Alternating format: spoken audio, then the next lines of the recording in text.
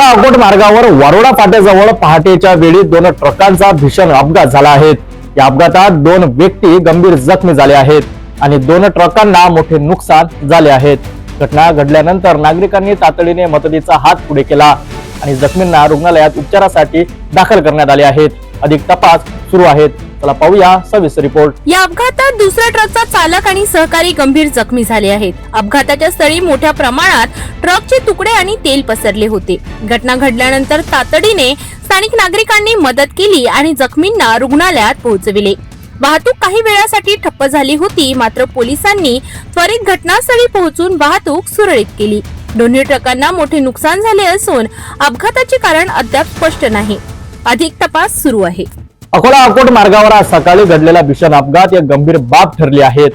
दोन ट्रकांचा अपघात आणि त्यात दोन गंभीर जखमींना रुग्णालयात हलविण्याची घडी घालायली ही घटना प्रशासनासाठी देखील एक मोठा इशारा आहे। वास्तविक अपघाताचे कारण काय होते, दुर्घटना टाळण्यासाठी प्रशासनाची काय भूमिका असावी हे अनेकांना भेडसावत आहेत।